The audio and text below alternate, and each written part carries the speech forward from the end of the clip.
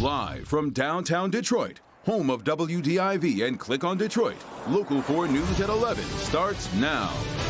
Clouds kept temperatures low. We eked up to 80 today, but the heat comes roaring back on Friday. Find out how many 90-degree days lie ahead.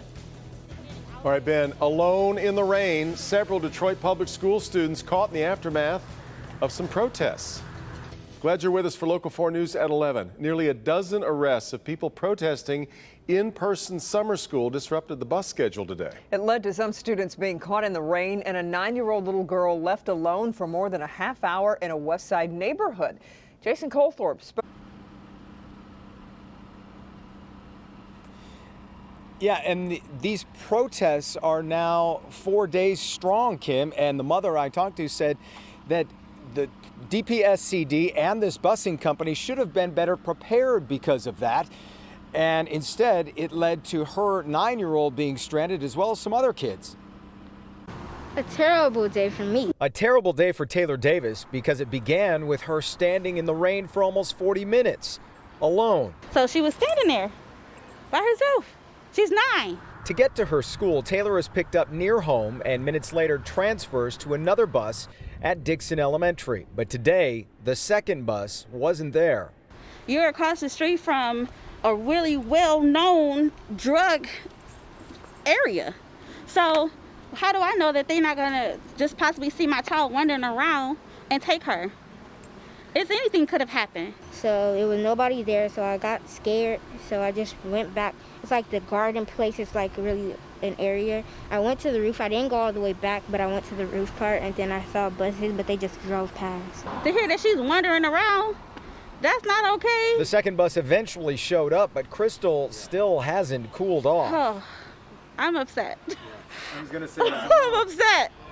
Hey, I'm with Channel 4. I called earlier, but the buses are run by ABC Student Transportation. Sure. Turn the camera off. After an initial no comment, the company gave us a statement saying it was protesters who blocked the buses and were eventually arrested that threw the timing of the routes into disarray. But protesters didn't stop the bus driver from letting my child off at an unsupervised location. Your lack of communication put my child at danger, and that's not okay. ABC also told me it got several calls from concerned parents earlier today about that, but it says it was able to pick up every student, make sure they were taken to the schools, and they had no issues as the day went on. Kimberly? Yeah, so Jason, what does the district have to say about this?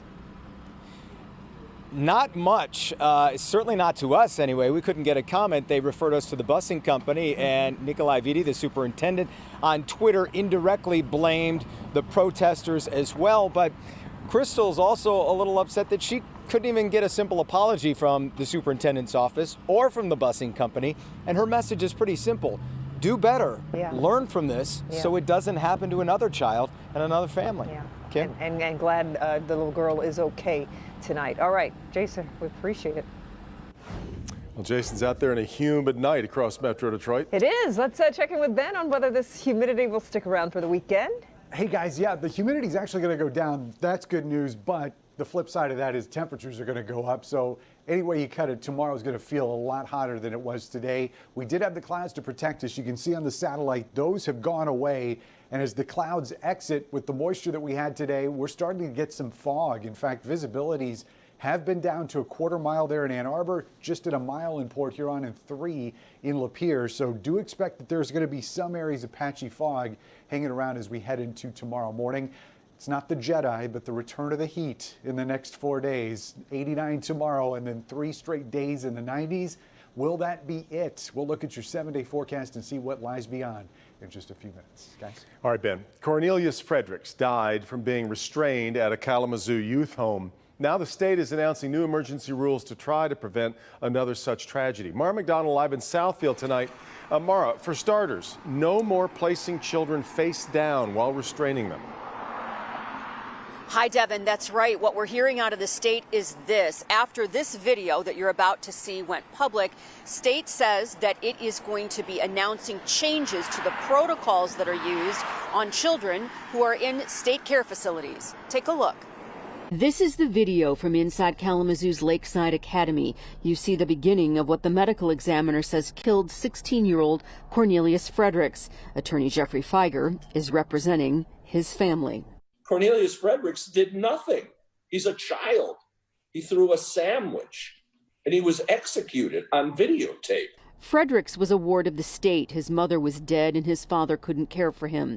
He threw a sandwich in the cafeteria, and you can see staff pile on top of him, including lying on top of him. An internal report suggests for as long as 12 minutes. The teen was in distress, witnesses say. He couldn't breathe. He ended up at the hospital in intensive care and died, according to the medical examiner, from restraint asphyxia. Tonight, the state of Michigan is changing the rules for facilities like Lakeside, which are paid by the state to care for children. What you see happening to 16-year-old Cornelius will not be allowed anymore. Anything that restrains breathing or placing a child face down to restrain is a no-go, with more changes to child welfare practices coming from the Michigan Department of Health and Human Services. Back here live, so far, 3 of the workers at Lakeside in Kalamazoo have been charged with involuntary manslaughter. Jeffrey Feiger's going after the state for $100 million in a wrongful death suit. We're live in Southfield tonight. I'm Mara McDonald. Back to you.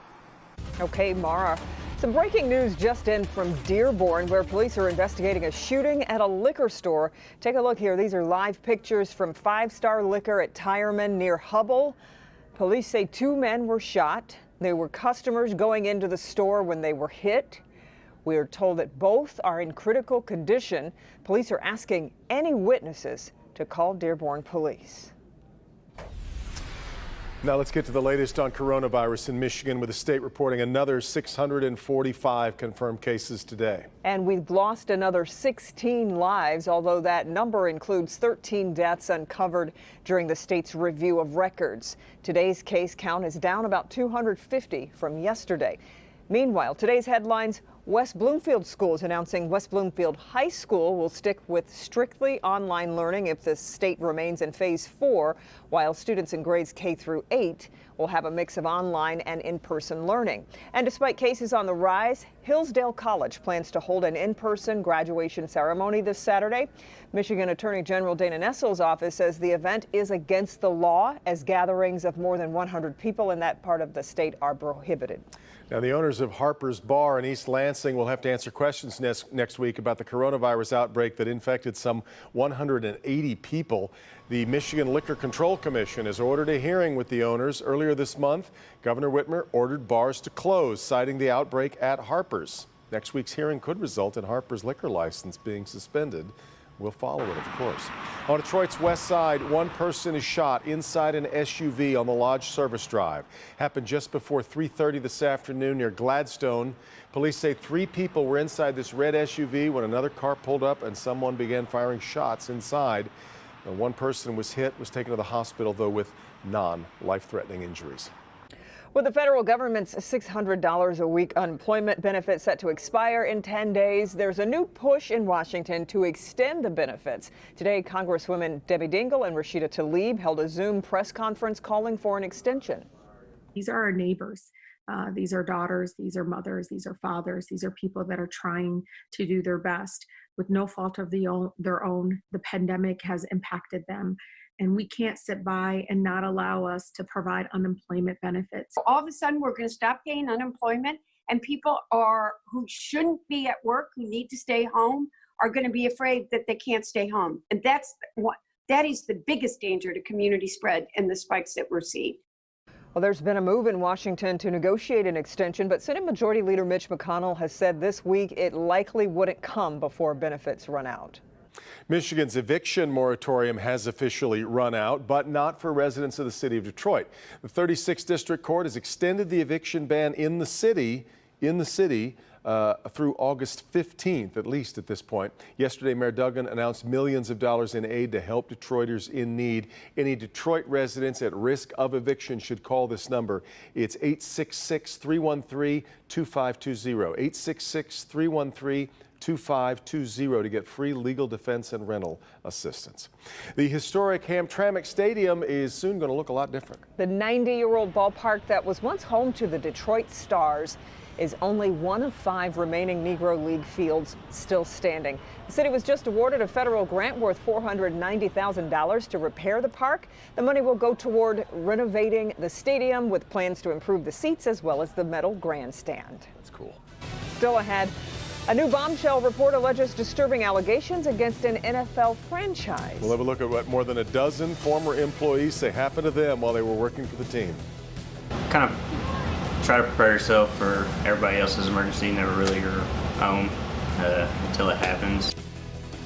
He's a firefighter and father of 2. How his life-saving training saved his own son's life.